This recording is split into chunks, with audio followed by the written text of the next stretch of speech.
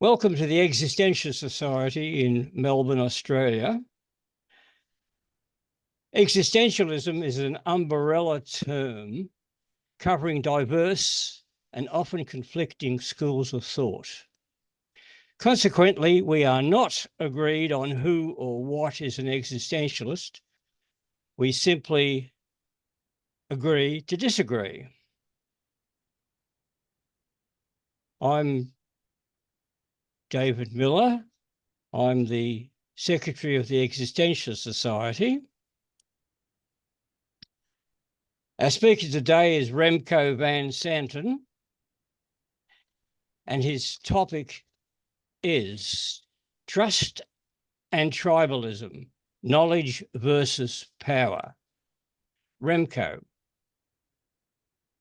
Thank you, David. And hi, everyone. Look, before I begin, I really want to say this, and I've been sort of brewing on this. David, thank you very much for making these presentations, these webinars possible. I mean, you make a huge contribution to, creating a safe place. I say safe place because sometimes it gets hijacked, but, you've created a safe place for people to express to share views, to exchange ideas, and I just salute you for your contribution there, David. And I think sometimes it's unfortunate that you do get your bombers, and you also get it's sometimes hijacked by some extreme views. But it's got absolutely nothing to do with you. You created a forum, and sometimes that happens. David, thank you. Look, I was thrilled to be able to make this presentation possible. The idea of trust has been sitting there with me for a few years. I have in my mind a dictionary perspective of what it might mean.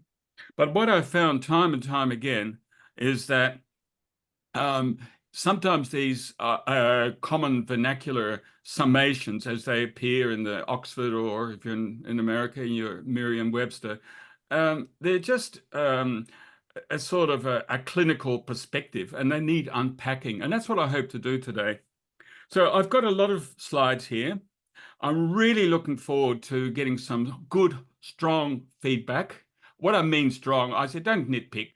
Look at some of the deeper issues. Have a piece of paper beside you if you can, and write down a few notes. And then by the end, you might find that some ideas are being some doubts that you may have, or some alternative views, can be summed up, and you could make and we can all learn from that, and especially myself. Look, I wanted to present because I learn from presenting, and I learn from the feedback. And I think this is what I aim to do. Now, look, there's 170,000 words in the English language in common use, and one of them is the word trust. But everywhere I look, when I examine, whether it be philosophies or social issues, or that previous presentation on the battle for beliefs, it comes back to this term trust. And I wasn't satisfied, and that's why I spent quite a lot of time on exploring what trust is, and I'm going to share that this afternoon.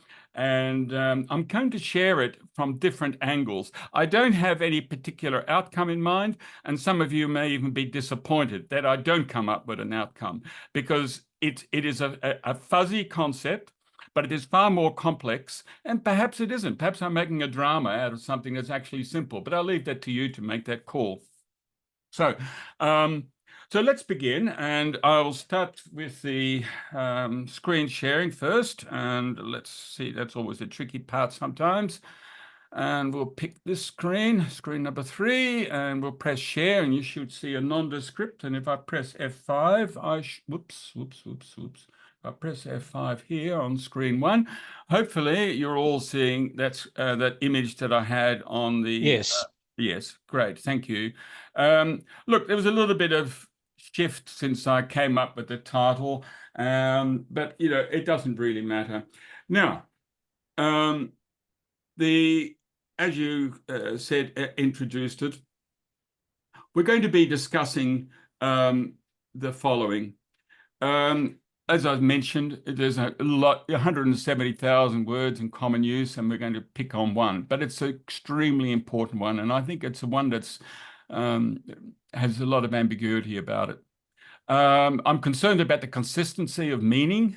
I'm concerned about the trends that are being conveyed in trust. For example, it's a common expression that there is a decline in trust. And what if so, and there's a question mark around that, what might be the causes of that decline? And I also have a controversial one here. Is trust changing its nature? And what is happening that many of these studies, such as by Pew Research, such as by Edelman, to authorities on the subject of trust that do periodic reviews, I'm wondering whether with their consistency of their surveys, they're missing something. And then I come up with a question, and the loaded one, can trust actually be defined? And then we look at some of the influences, what they may be on trust, and that includes, of course, the social media and the internet. Certainly the question of polarization, how it affects, and we're going to use some measures such as, for example, the vaccination rates. Quite interesting. But the bottom line is, and that's where I'm quite passionate and why I spent the time in preparing it, is my concern that our democracy, our well-being, relies on the glue, and that glue is trust, and that is this interrelationship, and that is being challenged, and we'll explore that. Anyway, so that's the sort of summation of some of the things that will be, just to set the scene for the for today. So really, it's like an onion, and we're going to be unpeeling some of the layers. But unfortunately, we'll have to restart during the presentation. It will look inconsistent. I have no choice but to sometimes start on the outer layer again, but come at it from a slightly different angle.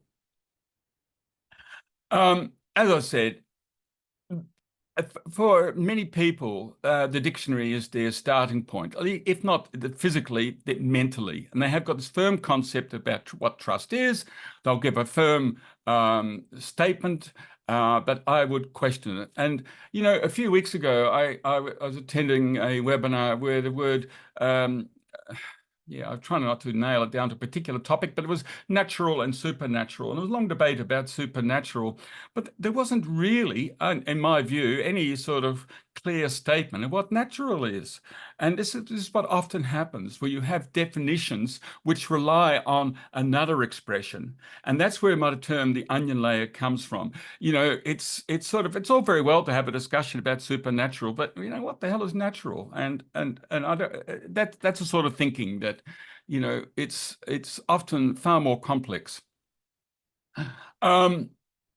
And also, right at the beginning, just hang in there. I'm going to do some motherhood stuff, and some of it's boring, but I just need to cover the home base, that place that we all know.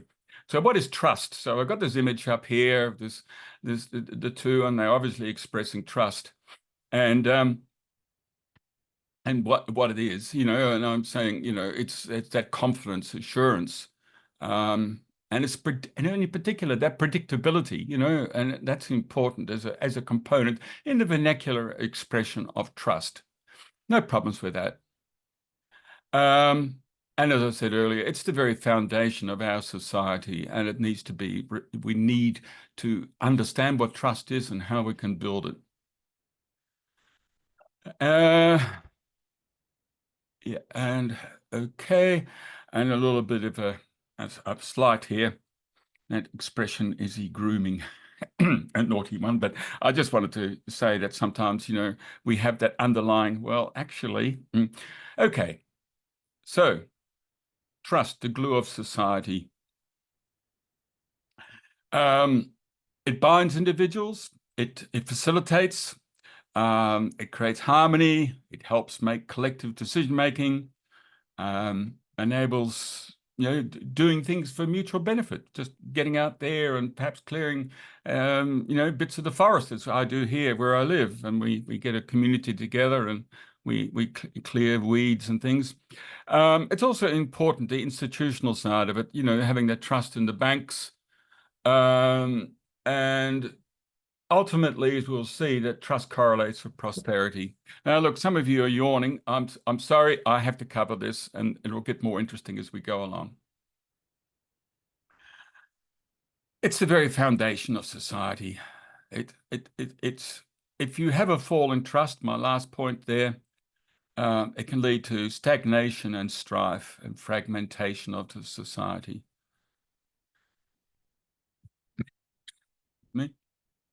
Now, this is an interesting slide, and it's quite significant. It's by color, with the deeper colors representing the people agreeing with the statement most people can be trusted. Now, this is a study, if I remember right, that was done. Yeah, Our World in Data. And they do a lot of studies like this. And you can see that Australia there is, quite green. It has a darker color than the United States, and even looks like even Canada, without going into the actual numbers. After all, it's just an indicator. But note here in the Northwest European countries how we're a little bit less than Sweden, and certainly a lot less than Norway. And note the prosperity gradient there too. It's also interesting to see how China has a high level of interpersonal trust. Now, we're going to revisit that a little bit later on, and some of you will be saying, yeah, but how accurate are the numbers from there? Who's going to talk honestly? Well, there are respectable groups who are prepared to put their name to the data, and I'm prepared to go along with it for the sake of the conversation. And, that's where Australia lies in the world perspective on the level of trust. So we're doing reasonably well. What is interesting, and this I'll come back to, is that there was quite a significant study, and they correlated a rise in interpersonal trust with economic growth. And the consequence of that is that over 20 years, now this is over a 20-year period, just to make the numbers a little bit more significant, if Americans trusted, now this is a study that's 25 years old, if they had a level of trust of the Ukrainians, and the Ukrainians were quite a corrupt country, the GDP then, over a 20-year period, would be 20,000 per capita GDP, would be $20,000 less. So here's an attempt to make a connection between trust and income. And they picked on the New Zealanders. Actually, I think it was a New Zealand study. I'm not sure. Anyway, it doesn't matter. The point is, if they had the level of trust of New Zealanders, their GDP per capita would be 30,000 higher over a period of 20 years. No? Yeah, it's quite significant. Okay. Now, the next one, this next image that you're going to see is the Gini coefficient. Now, I don't know if you've heard of the Gini coefficient. It's a way of expressing income disparity. So if a country has a low disparity, that is, here, let's say 0.25, the income, as you can see, and let's bring on the arrow, it has a bit of a trend in this way. Notice that. So a low income disparity corresponds with high interpersonal trust. Or perhaps I should put it the other way around. Notice Norway, Sweden, and here's, of course, of Australia, and here's the United States and a few other countries. So there's a little bit of a trend there. So income disparity is an influence on trust. And I find that quite interesting. So the higher inequality, lower trust. Lower trust impacts on lower social ties and conflicts over resources and all of that. Okay, now, how? And this next slide will do that. And again, the Gini income index and trust. So if you have high economic disparity, you get increased social distance. If you've got a perception of unfairness, that affects, attitudes, and it affects, you get fragmentation through the sense of inequality. And it expresses in different ways, and higher crime rates, in resources, having access to them, that includes schooling and health. And of course, interpersonal trust is also affected by that. I'm very concerned in the trend in Australia. I was only just a little here, just a little bit in brackets here. I was doing some assessment here, and 1/3 of Australians, they are the renters. And they're missing out on what you might call a UBI in the order of about $20,000 per year, as I calculated. $20,000 per year is the penalty for renting your house, because you're missing out on the appreciation that majority of us, when we own our homes, we get tax-free over and above CPI. It's a negative UBI. Of 20,000 before tax. So you could even argue it's $25,000. And that's not fair. And the Australia Institute has done some really interesting studies as well. And they're showing that in the last 50 years or so, there's been a massive shift where the top 10% are now getting about 90% of the wealth. So we're sowing the seeds for a very dangerous situation. And some of the tensions we're seeing elsewhere in the world could well express here in Australia. Anyway, trust is good for well-being. It helps in mental well-being and in conflict resolution. Nothing new on that, but I just thought I'd drop that in as well. Now, what does trust directly influence? It affects relationships. And these are the sort of obvious ones. It affects governance and its compliance with the laws. I'm sorry, I clicked I jerked it. I won't go back. Or will I? Perhaps I can do that. Let me just go back. It affects governance, and it also in particular affects innovation, the extent to which people are prepared to take risks, and the extent of innovation and investment in new ventures. These are all not just my words. These have been studied, and I'm just expressing summations just to remind you on the importance. Anyway, like I said, the first part of my presentation is a little bit ho-hum, but it'll become hopefully a little bit more interesting. So there are different ways of interpreting trust. And there's two in particular, ways of dealing with it. One is through ethos, and one is through the gambit. And I'll explain that in a moment. So the ethos, that's the ethical side of it. And this Honora O'Neill has done it in terms of the sort of the qualia expressions. And yeah, these are the sort of things we've already talked about. The other one that some of you may feel more comfortable with, particularly if you have a sort of an analytical mind, is the gambit one. And David Lewis became rather prominent with his particular studies. And that's, trust where it's working out the benefits and the risk of betrayal. And he's trying to quantify it and do it in a more rational way. And he's come up with some mechanical ways of, mechanical is perhaps a bit emotive, but, sort of ways that we can analyze what the level of trust might be based on the relationship payoffs. But of course, I can't help introducing my favorite philosopher. One of them. I won't say my favorite, but, one of my few, is Nietzsche. Because Nietzsche, he has a rather controversial one. I still squirm over it, I must admit. And his view is that he saw trust as a vulnerability, a trait of the weak. And he felt that, the strength, and I guess back in the mind, the Übermensch, that relies on self-reliance and the recognition that, we're alone in this world. And he felt that trust is a delusion and source of weakness, and it's less valuable than relationships. I'm just introducing it because, I'm trying to make a balanced presentation. Take out what you like. I'm just putting sort of all views on deck. Anyway, let's look at what happened to Socrates. Remember how about Socrates?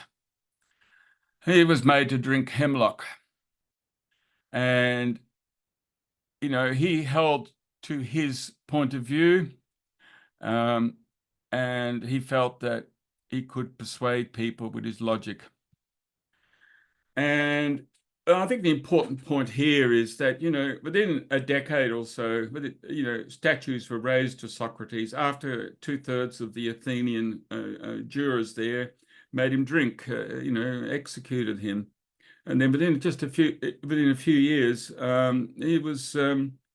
statues went up to him, just showing the fickleness of trust.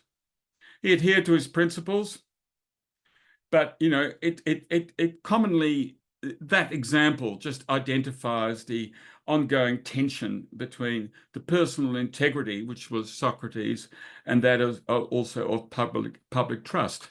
I'm hinting at something here, and that is tribalism, because we're going to be talking about this, because tribalism has a major influence on our perception of trust. Okay. I've often sort of thought, he must ask himself wherever he is, did I make the right call then? Anyway, a little bit of a poke. The metrics of trust. Now, here's an important question. What are the metrics of trust? I'm going to raise a question here. Do the trust metrics actually measure whether or not there is a change in relationship? Because if it is, then we need to qualify these graphs like this one. Now, this is quite a well-known one. I've used it in my other talks. And that's since over an 80-year period in the United States, the percentage of Americans and I'm using a lot of American data because there's been a lot of good studies and it's very available. And, I'm sorry, Australians, if I occasionally drift to America. But, it's quite interesting how trust in government has fallen substantially, according to Pew Research. Obviously, there is an element of truth in it, but what is actually happening? And that's really what my presentation is about, is to explore what is actually happening here. And I'm questioning what, as an example here, we had Nixon, the two-faced Nixon, back in with his one transgression, a major one with Watergate. Yes. And the impact it had wasn't immediate. And then we have another leader who came in later with just one, with 33,000 lies and falsehoods, according to the Washington Post. And the impact it had was much less. So what is happening? And I think this in itself should raise a question. What is actually happening? And that's really all I'm doing. I never take sides in these issues, topics. I just say, well, something is happening. Something is happening that we need to be aware of, that, this person can do this and this person does one, and look at the impact. Okay, now, just for a little bit of lightness. Now, this is a photograph that's is still current. This is an event that happened 25 years ago in Belgrade, and it was the product of NATO. And NATO gave warning and said, we'll bomb your television station. And it's important I mention this. NATO gave warning. The warning was ignored, and 16 journalists lost their lives. And today, that is kept as a monument in Belgrade. The point I want to make is this: why did NATO take on this television station? Now, at that time, Milosevic at that time, he had about 80% of the people behind him. Now, of course, correlation and causation are very different issues, but within a few months, Milosevic's popularity fell from 80% down to about 25%. Now, okay, I don't want anybody to tell me, well, they continue to transmit from a clandestine location, which they did. That transmission did sort of go on. But the point remains that NATO decided to bomb that television station, and that is why I've included this slide. Why? Now, I'll come back to this, and it will make some sense in a moment, I hope. Okay, so let's have a look. International trust. Now, I find this quite interesting. These are levels of international trust as measured in 2023 and 24. I've got the United States there. You can see on the left here, 48. And I've put Australia in just a little bit higher. Now, A year later, it shifted. You can see America has gone down and Australia has gone up. So this is interpersonal trust. And on the right here, we won't worry too much about it. Now, this is the bit why I introduced that image from Belgrade. Look at this one. Look at this image here. Now, look at the remarkable similarity in the ranking of countries in their interpersonal trust and the level of trust in the media. Now, these are from different sections of their report, so I'm bringing them together. And look at where Australia, United States is, look where China is, look where Indonesia is, and it is remarkable how the two track.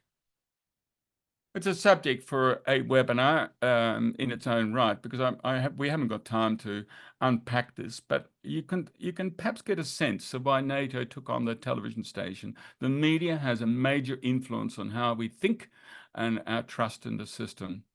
And it's really interesting, this image. So my question is trust changing?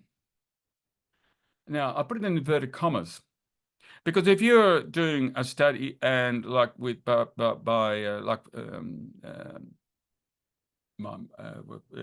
the word? Pew, yeah, by Pew or Edelman was the word I was trying to think of. Edelman, you have to be consistent. If you're going to produce a time span image, you have to be consistent. But is it changing? And what happens to if our level of our trust, it's sort of our sense of how we connect is evolving, is that necessarily going to be reflected in our data? Because, I'm going to explore this in a moment.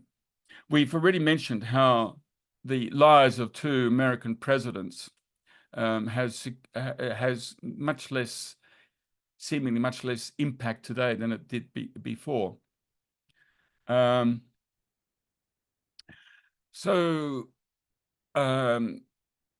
we had a single scandal, the modern era, with over 30,000 untruthful statements, but he remains a candidate for re-election. What is happening? So what is trust? Is there a changing expectation that our leaders should be acting truthfully? Is that the issue? There's certainly a shift in our culture and politics and perceptions of accountability standards. So it appears. So what about the trust metrics? So I'm going to ask some questions here, and I'll be asking over the next few slides some questions that need to be answered. And I don't have an answer to it. I have an idea.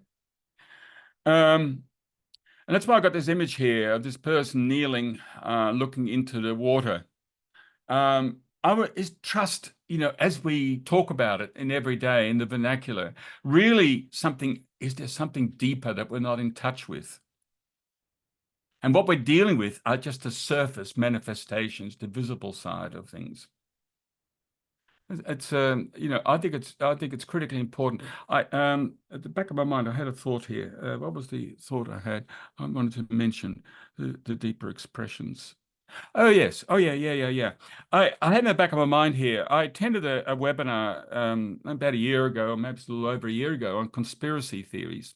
And conspiracy theories are very relevant here, and I'm going to introduce it. But let me just break the ice a little bit. People tend to dismiss conspiracy theories out of hand. If somebody's, a famous one was the link between 5G towers, which were being introduced about the time when COVID broke out. And there were, in the Netherlands and a few other places, 5G towers were being attacked because people drew an association, and, that was a conspiracy theory. Now, my point is this. In that talk, and commonly, people reject conspiracy theories based on the primary topic, that is towers and 5G.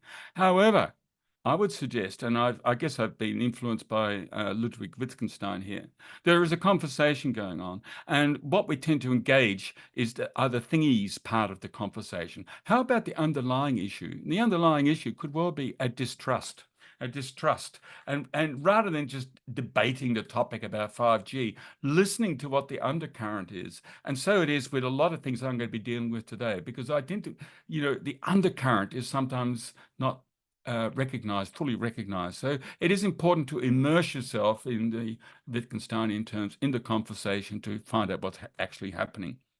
Okay. So so public trust is often, these points are, you can read it for yourself. This is the point. And certainly influenced and dramatized by the media and political narratives. So there is, we do have this accentuation in our culture, not helped by the media.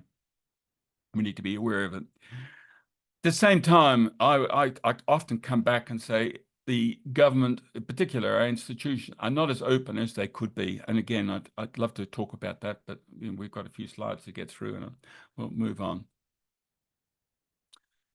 So the metrics that we keep hearing about, and the ones that I've already put up, they're only as meaningful as the outward utterances. That is, it was 80% support for government in the 60s in America, and it has fallen to about a third. And is that a meaningful statement? It's only perhaps meaningful in the outward, the data numbers, and I think there's something else going on. And I just got this little sort of graphic to try and reinforce that we need to perhaps look at the deeper issues. So these are the little spikes that we're measuring, but underneath it, there's a whole lot of things, a whole lot of swirling that's happening that we're not getting in touch with. It's important. And here's the controversial statement in that little red box I have there. That the deeper metrics might actually be exposing a stability in society beyond the outward utterances. That there is something underneath it all that we need to touch. Like I said, when somebody's coming to you and talking to you about COVID and 5G, hey, don't debate it with that topic. There's something else, and that is that distrust. And so our society is so dramatically changing, helped by the internet and having access to information. It's empowering us, and I feel that our institutions and our government is not as forthcoming as it could be. And even if it is becoming more open, we have greater expectations. And if there is a gap, the void will be filled. And I have some interesting graphs, images here. So there's deeper issues. That's why I have that image here. I'm suggesting that the true trust metrics should look at the roots, look at some of the deeper underlying issues. And these are perhaps not as discussed as they could be, but are still affecting how we respect the institutions and governance. Okay, so that's a little box as I've already mentioned. Right. And this is a one that comes out a lot, and is that we have tribal truths and we have facts, and they're not always coincident. And it's you listen to the politicians, they sort of downplay their own side's lies and amplify those of the opponents. I think it's a sad expression of governance when that happens. You could say, well, it's a natural product of here in our part of the world, the Westminster system, but and identity politics. And so we're getting these alternative realities that are starting to emerge. And, when they say, oh, you're on the left, oh, you're on the right, oh, he's a liberal, oh, he's whatever, what is that? What is that really? You're dealing with human beings, but we've created these abstract labels and debating them. And I'm proposing this, that, it almost seems like, this need for cohesion is being expressed by, coming together with on our own tribal truths, and our identity, not honesty, is bonding us. Excuse me. Post-truth. It was the word of the year 8 years ago. And it almost suggests that feelings are eclipsing facts and is shaping, voter distrust. And it's becoming convenient to embrace fictions. And again, it's maybe a form of bonding.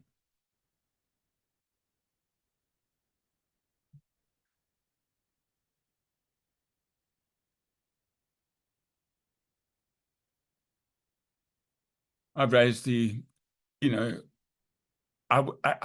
conspiracy thinking coming and creeping in.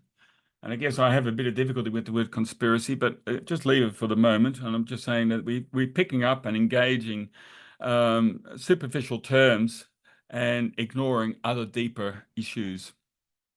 And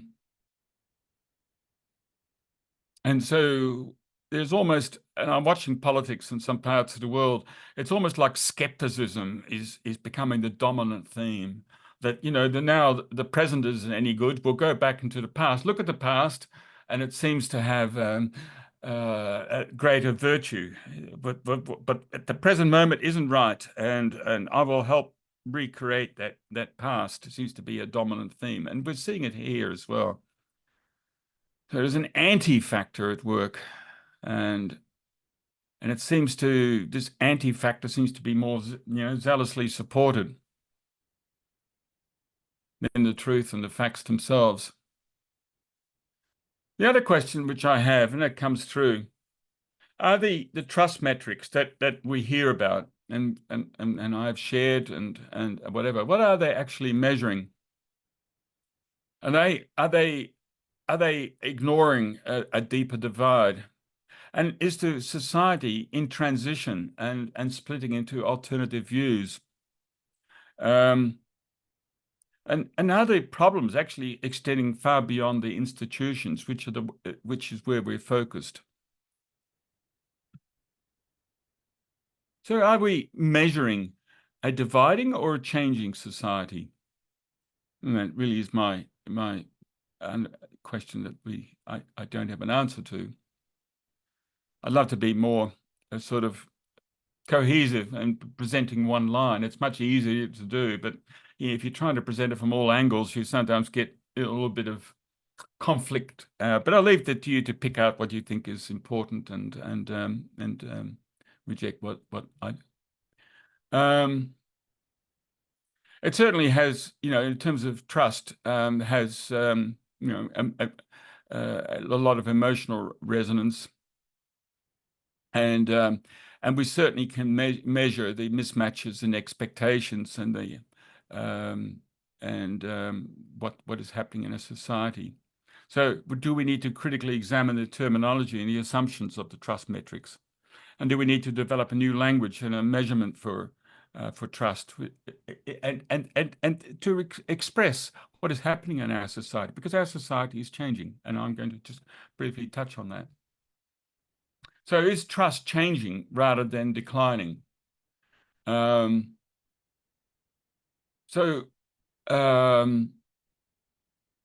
What we're doing is that we may need to reframe. It's a concept of that is about defining how we look. And what we're seeing is not actually an inherent decline in trust, but a shift in that frame. And that will make a bit, if that doesn't make sense, just hang in there. I'll show you in a moment what I mean by that.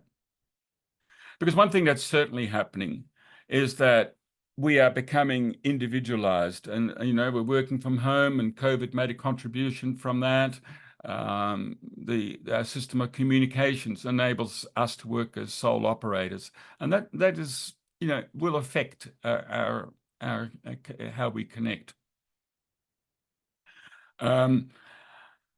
We've had these major shifts before. I did a presentation earlier on the battle for beliefs and how the Reformation, over beginning in about 1517 with Martin Luther, right through to the Peace of Westphalia 150 years later, led to a baton shift from the church to the state. And so it took 150 years for a certain way of looking at the world. And it was a lot of violence.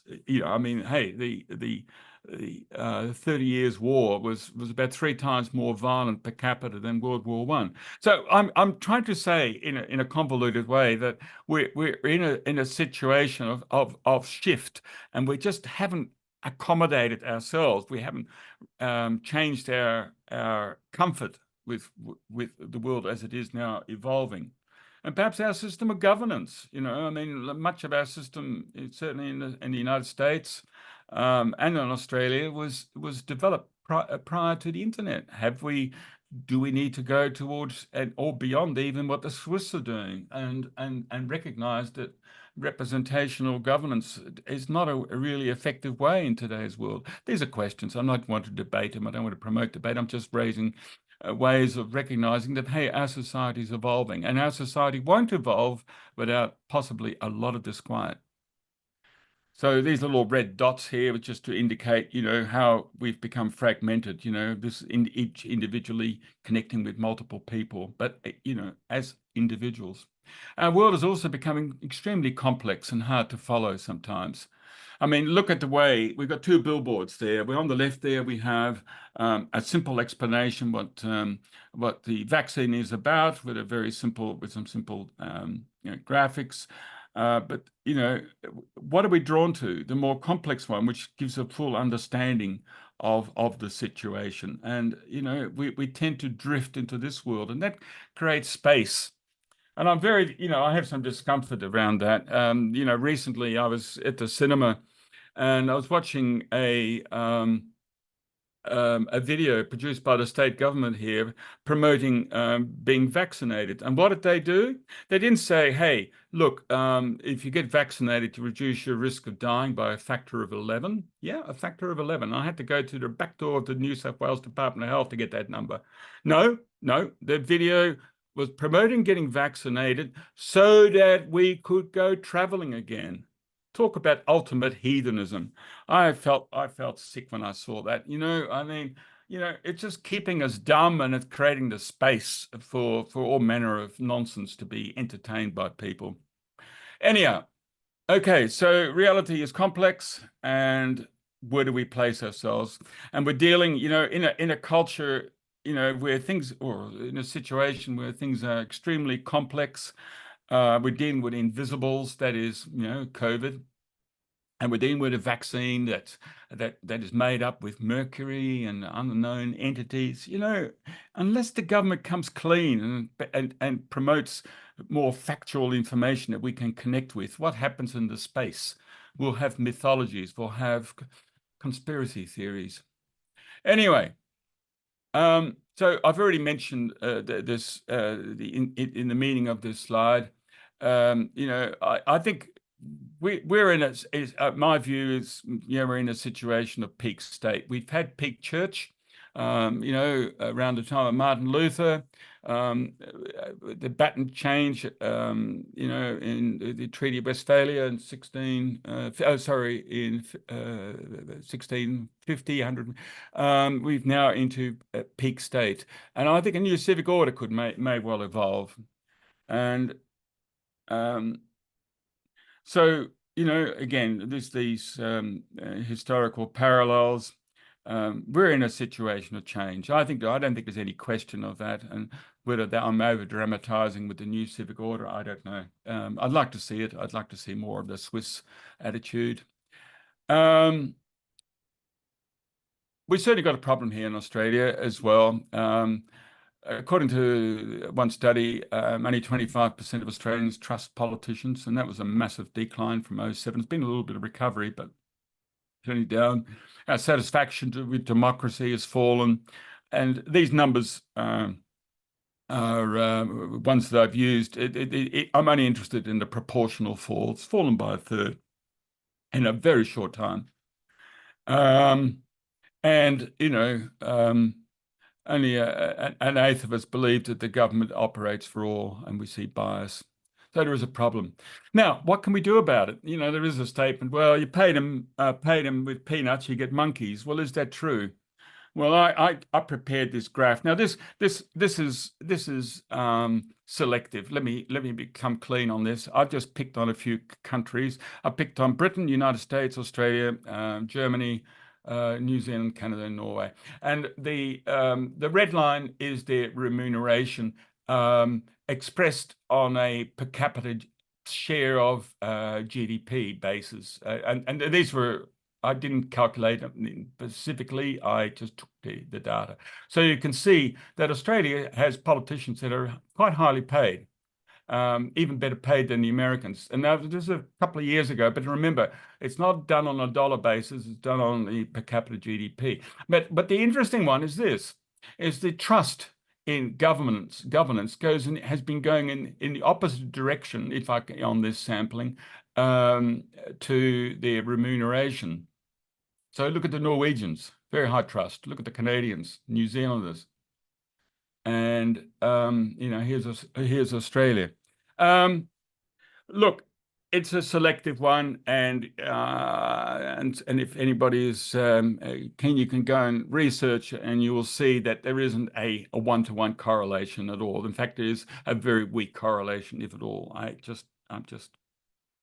wanted to just share this as an example.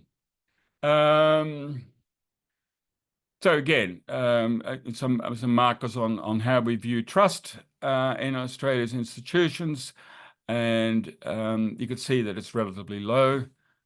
Media trust is certainly, you know, has fallen down to about 40%, and trust in politicians again has fallen by, you know, by a good third.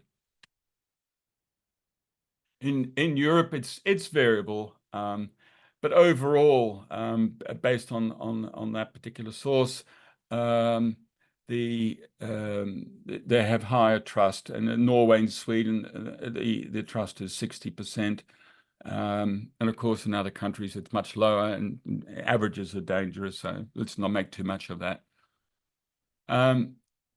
I'm fascinated by this event on the 6th of January, the so-called insurrection and the calls for the draining of the swamp. And the question, we had a discussion on this, and I don't want to go, I will not answer any discussion if somebody wants to raise it, but it's fascinating how the people that participated were actually not unrepresentational of the average American. So there was an expression there, you know, it's almost like a mini storming of the Bastille. And I think it's, yeah, I just wanted to, I'm introducing America, but I'm in saying, look, there is discomfort. And what is that discomfort? And we need to look beyond the things and look beyond the people, I'd suggest. So, again, very similar to what we have in America, and the same similar sort of discomforts. Now, erosion of trust in government. I'm going to pick on just a couple of two events, and this is just one. So here we have Obama saying in 2013, and he went on television on that, we don't have a domestic spying program here in America. Now, within a day, that was counted, and around that time, even the Attorney General of Australia talked about Snowden's disclosure, and he made a comment. He said it was a serious setback for Western intelligence to have that leak. So it's okay to spy on your own people. You know, here's the president basically telling a lie. Angela Merkel was dragged into this because her phone was tapped by the NSA, and she called the NSA to be like Stasi. Now, Stasi was the East German equivalent of the NSA. She was pretty upset and very angry that her phone was being tapped by another agency. I just raise it as, I mean, these are events from the past, but it creates this feeling, and it's that feeling that must be accumulating in the back of people's minds, because there's a lot of issues that are happening, and they must gradually brew into a feeling of discomfort. But even the British were onto it. Now, I just picked on this man, Tony Blair. When he said, and as you can see here, the freedom of information was something he wrote a book, and he wrote that he deeply regretted it. One of the things that happened under freedom of information was the British parliamentary expenses scandal. Do you remember that? Well, yeah, quite a few were jailed, resigned, and suspended. They tried to protect themselves for 5 years against investigation. And I mean, again, that is just brewing this feeling about attitude towards politicians. And this man here is saying something he deeply regretted. Tony, I don't agree with you, mate. Okay, and then we have this man here with his 30,000 lives, and the impact. We think it's okay. But look, it's like a lot of things, and I'm introducing this not to make any comment about this man at all. What I am saying is that we need to look beyond the facade, just like in trust. We need to look beyond what a conspiracy theory is, beyond the 5G and the COVID link. We need to look beyond, and that's something that a lot of us don't do. We tend to take things on the surface, and certainly it's encouraged by the media. That's why I don't bother about, I haven't watched the news for decades, and it's nonsense. I mean, there's an undercurrent, and we need to tune into them. We need to learn to listen, to learn to look beyond the bleeding obvious. We do have a problem in our society that we've got this apparent falling trust, but it seems like politicians are also tapping into that at the same time, and that's unfortunate. So we've got you could look upon it as a healthy system when the system begins to investigate itself. Unfortunately, it also creates discomfort amongst a lot of people. And I think we saw that, on the 6th of January. And then I think at the same time, what is also happening to me, you're getting groups coming together. It's like, they're coming together in favor of kinship, with world views. It's a sort of tribalism at work.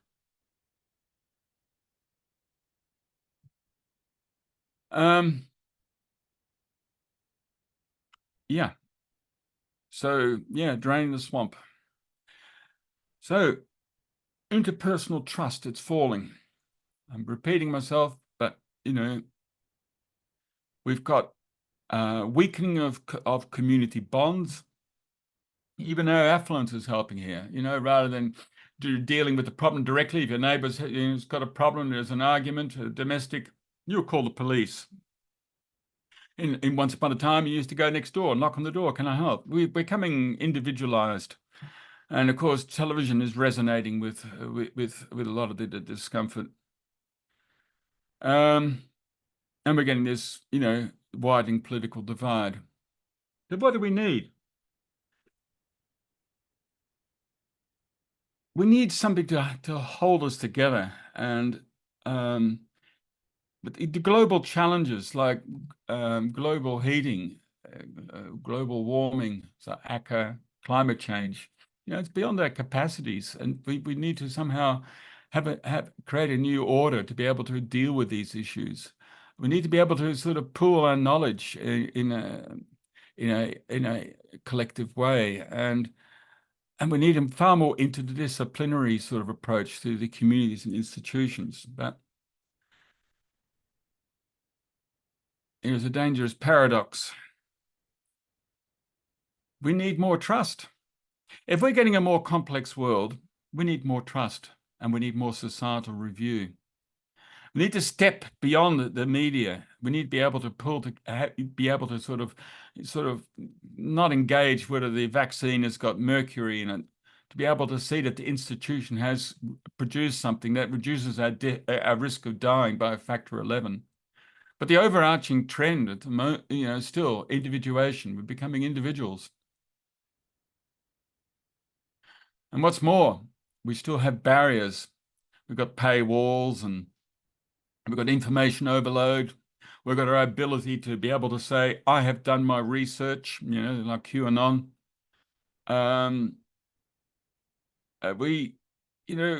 It's having that sort of awareness. If we could encourage somehow the government to becoming more transparent. So rather than going to the cinema and watching a video and get vaccinated for traveling, tell us some facts, give us some information. It will help us. Tell us it's reduce my risk of dying to 9% if I get by 9%. Sorry, by 91%, reduced by 91% if I get vaccinated. Give us some substance. But unfortunately, you get the bureaucratic imperative. And that's why WikiLeaks was so damaging to many of the institutions. And, Julian Assange spent, over 5 years in prison for that. Yeah, I'd rather it's so easy to say, yeah, but he's endangering lives. But their very actions have maybe endangering far more lives than the lives that he is directly endangered. And we've also got, and I, this collective denialism. We'll be hop on a plane. I've got a friend who's a passionate environmentalist, but he's forever flying all over the place and burning a lot of carbon, and his trips are oops. I'm sorry, my finger jerked. Let's go back. Sorry. There's almost a hypocrisy sometimes, and there's almost this collective denialism. We're doing one thing visibly and saying things, and then behind the scenes we're going off and being somewhat unethical. If you're going to go and burn all that aviation fuel, then ask yourself, you really are an environmentalist.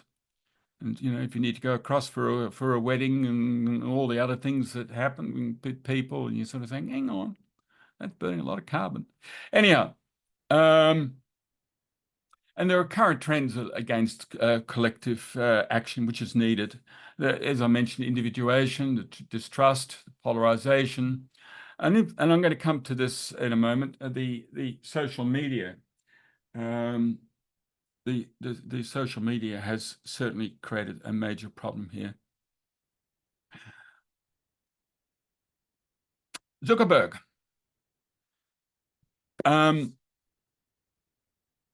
So we had originally, oh, I'm sorry. I'll have to go back. This is important.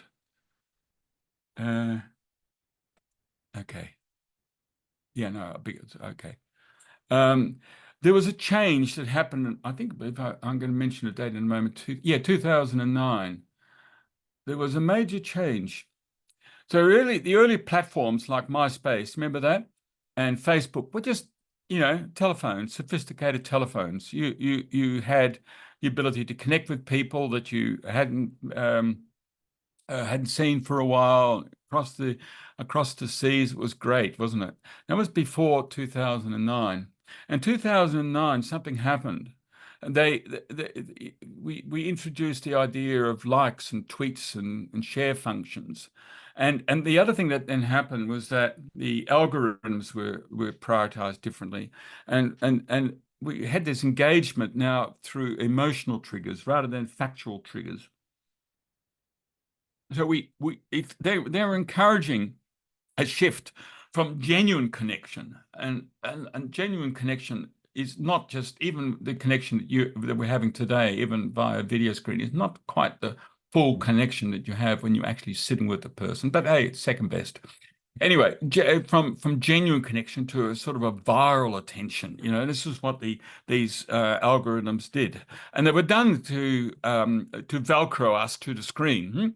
and it made them much more appealing. You know, all the tweets and likes. Oh, look at the likes I'm getting from this. Great. Yeah. Well, yeah. There's a downside. Thank you, Zuckerberg. So we became actors on their stage, and we took on avatars. We took on avatars because, you know, we had this Facebook image that you could create for yourself. And that has impacted on our democracy and our society big time. It's saying nothing new, you probably already know it, but it amplified division and outrage, you know?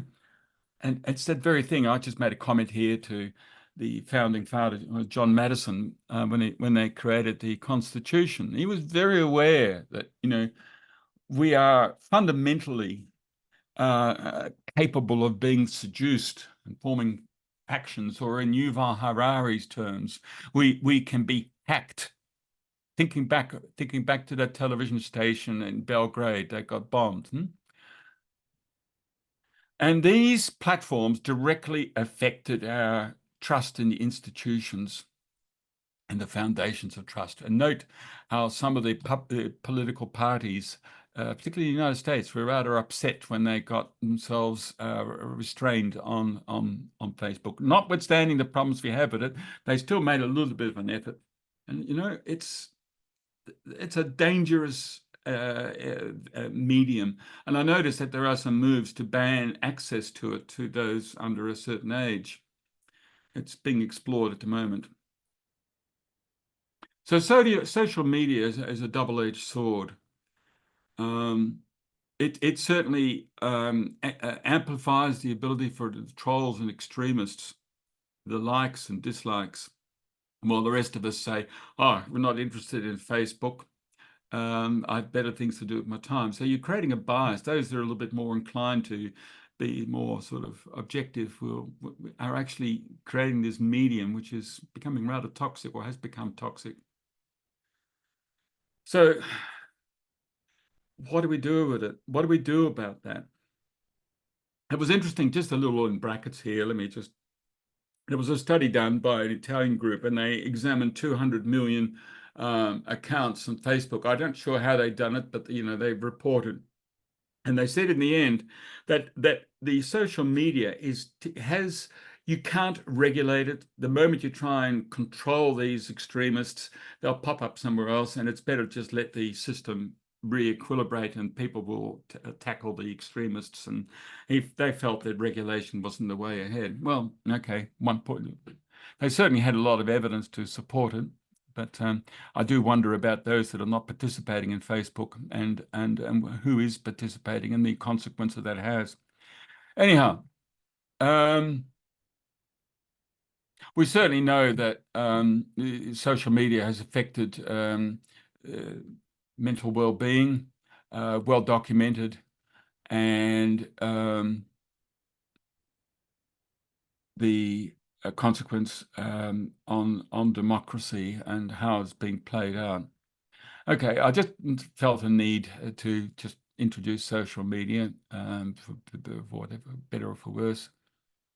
So I'm suggesting that trust is fluid. It affects it's subject to community influence and social groups. It provides it is a vehicle for identifying into groups, and with that too is the perception of trustworthiness within that group. And then, of course, overall, we got weak interpersonal bonds, as it would seem, and there are leaders that are tapping into that,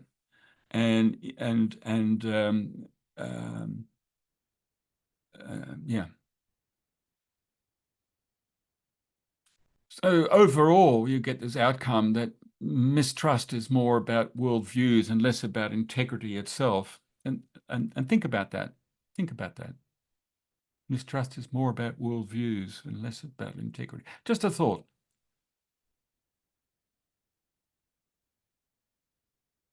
I raised the question, is trust a social construct?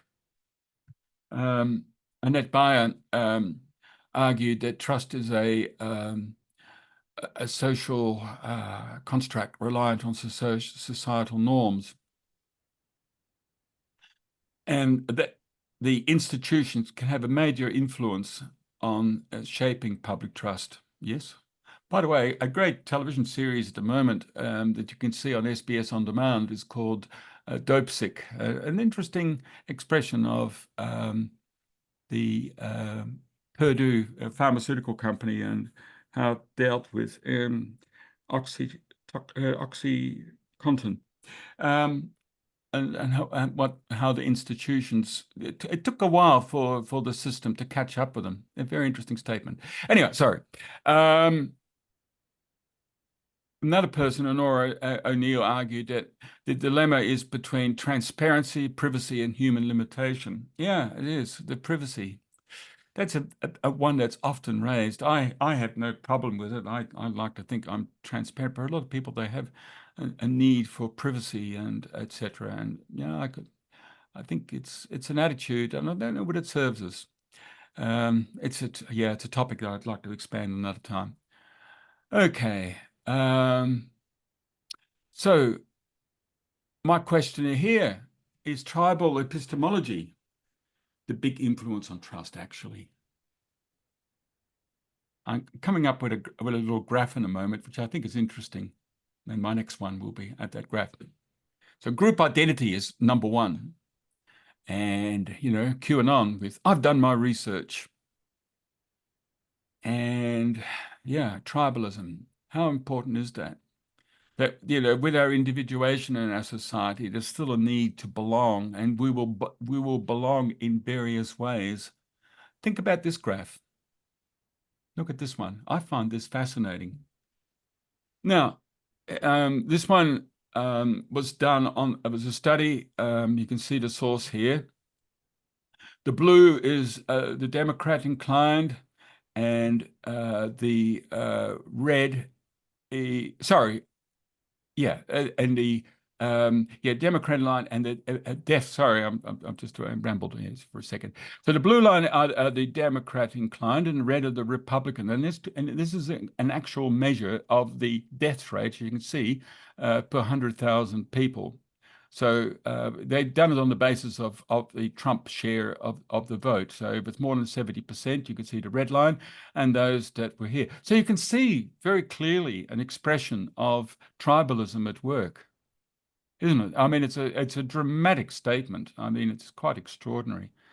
And not to, I just like I say, please don't, let's not have I will not answer any political questions. This is not the forum, and David has made it very clear this is not a political forum, and at times it gets hijacked, and I'm very sensitive to that, and I'm sharing this graph only to indicate how tribalism can affect, in this instance, well-being and attitudes as measured by the deaths. Okay. We're getting closer to the end. So here I'm introducing a man, and this is J.D. Krishnamurti. Now, J.D. Krishnamurti, if some of you may have heard of him, I'm introducing him to elevating him by introducing this other man here, David Bohm, who was a protege of Albert Einstein, an extremely brilliant man, a quantum a theoretical physicist, and who made great contributions to quantum mechanics. So I'm just introducing him because I don't want to be tagged as introducing woo or woo arguments. But anyway, these two had long discussions on the you can see them on the internet, and Krishnamurti had some interesting things to say. And one of the things was this idea here. Read it. The day you teach the child the name of a bird, the child will never see that bird again. Now and when I first read it, I said, what? And I found that very confronting. But the moment you see moment, where a child might see a bird and see the feathers and the colors and how it, and all its dispositions and everything about it. The moment you call it a galah, for example, or whatever bird, everyone then see a galah. And it's convenient. We need to recognize that labels are essential for us to be able to communicate, but there is a downside. And be very careful when you use labels, because we'll deny deeper understanding. So that's why I said this is not a parrot. It's just a drawing. So getting close to the end of the presentation, and I'll have, I think by memory, about 7 or 8 slides just to wind things up. Just introducing this idea as an Eastern thinking, certainly by the ancient Indians, with their Advaita Vedanta, is that they would argue that trust is just a baseline. There is no opposite to trust. It's enduring, and it's still there, always there. Even if it is fear, it is need, or selfishness, there's still trust underneath. But these other factors are working on the stage of trust. Look, it's a different mindset. It's a non-binary mindset. It's a way of looking at the world and saying, look, trust doesn't actually exist as such, but it is our natural state. But other things dance on that stage. Just like space-time, or the wave function, by the way. And we can see that in transience, that trust is actually constant by that. So that's where I said the Advaita or the Existentialists, in Buddhism even. So trust is the sort of the bedrock for our personal and social resilience. It just takes different guises. Look, I'm introducing that. It's out of left field. Perhaps the majority might reject it, but it's just another view. Okay, so can we say that Rorschach is just trust is just a Rorschach phenomenon? Make of it what you will. Okay. Now, like I did warn you right on the outset that you're not going to, some of you will not feel comfortable with the conclusion of my presentation, because I wanted to explore all angles and share them with you. You can draw out what you like and make up your own mind.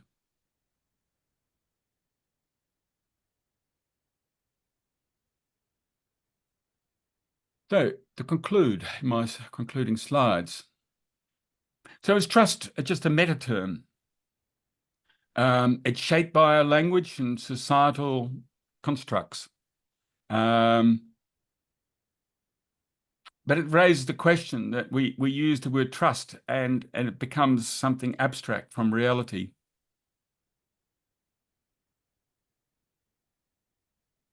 Be clear that language shapes our perceptions, and in Wittgenstein terms, it's the language game.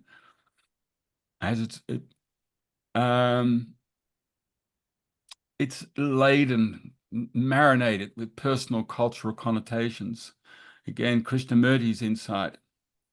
Naming obscures deeper understanding. And my last comment of Wittgenstein, the language games. Is trust just an abstract concept with fluctuating meaning?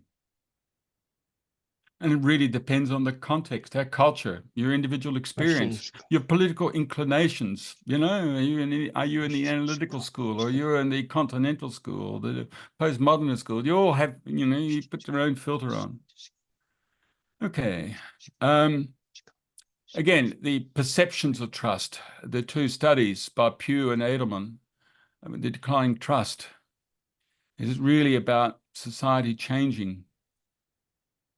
Not about declining trust as a rigid phenomenon. And that's the difficulty, isn't it? I mean, you have to be consistent to produce a line, but in that consistency, you are destroying the exploration to deeper influences. Hence, I tried to, and it's not very good, the graphics here, I'm sorry, a trend. I was just trying to show how over time we're evolving, but with a different way of bonding. with an attempt at Venn diagrams. It depends on the context, the different domains, the personal, the institutional, the digital. They're all different. They're very different. They're three domains, the digital. So, you know, in those different perceptions of what trust is, depends on how you look at it. Okay. One that I come up with, and this is harkens back to McGilchrist's thesis on the left-right brain divide. The left brainers have a big edge in society because these are, for those who are not so familiar, the left brain is an abstract from reality, create their own package of information, and it's cohesive. It presents a nice, convenient way to describe something.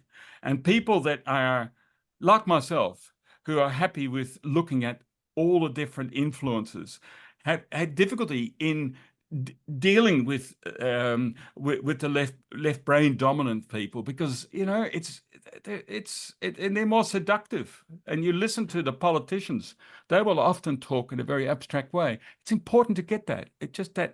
So erudition is very helpful. You know, you can sound very erudite, but you may be losing something deeper. And those people tend to waffle sometimes. Okay, a little personal there. So questions of authority.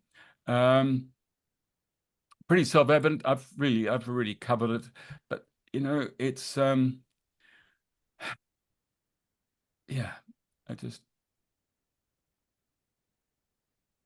I'd suggest we need to look at trust as a fluid concept and acknowledging these sort of subjectivity and ambiguity in a lot of terms, in a lot of ways that we connect. Just at least be open to it. Don't just dismiss based on being, oh, this is a conspiracy theories, and try and say, oh, there's no link between the two. You know, I mean, you're missing an opportunity for a conversation, and you know, same here. Okay, and so I've got these little stones here, and I'm going to uncover them. Transparency, urgently needed. We need far more transparency in our culture, and the institutions need to be more transparent. Need more equality. Equity was the term here. It didn't come out very well in it took me. Respect. We need to develop some respect, even with those that are talking nonsense. You know, these are still people that are communicating, and I think we need to be a little bit more respectful and explore what they actually are seeking. They may not even be apparent. Use your skills in conversation with them and draw out some of the deeper measures. Integrity, critically important. So how do we do this? Well, these are passionate things or things that I'm passionate about. We need transparency and we need accountability. You know, that's missing. We need to foster genuine community engagement. We need to bridge the divides. Definitely, absolutely reduce the economic disparities because they are going to undermine our, you know, undermine our society. I'd said earlier in the piece how these disparities are emerging and how they directly correlate by the Gini index. We saw how they affect directly our trust. Yeah, the tax havens, you know, I mean, the OECD is presiding over $500 billion of taxpayer money going through to tax havens. And the Panama Papers, the Paradise Papers, and what was the other one? Anyway, all exposed that even the politicians, even Zelensky was, you know, even the Queen Elizabeth, yes, the former Queen Elizabeth, and well, then Prince Charles were caught with their fingers in the pot. You know, avoiding that needs to stop. And the OECD somehow legitimizes these tax havens. The Netherlands, England, United States, Luxembourg, Switzerland. And above all, we need a focus on dealing with critical thinking. We need to teach and promote discernment and educate people better to because trust has a dollar value. You remember that? That was that graph I had earlier. I'm just repeating it. You know, trust has a value, and you know we need to cherish it. We need to nurture it. And not just make, I'm not just trying to make an economic statement. It just affects how we relate in society. It affects our well-being. It affects crime and all the other things. So my last and concluding slide.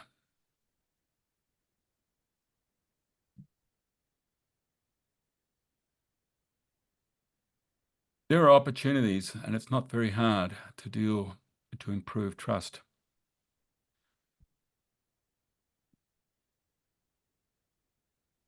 And that's my email address if anybody wants to challenge me or can make a contribution or something, or we can have a discussion now.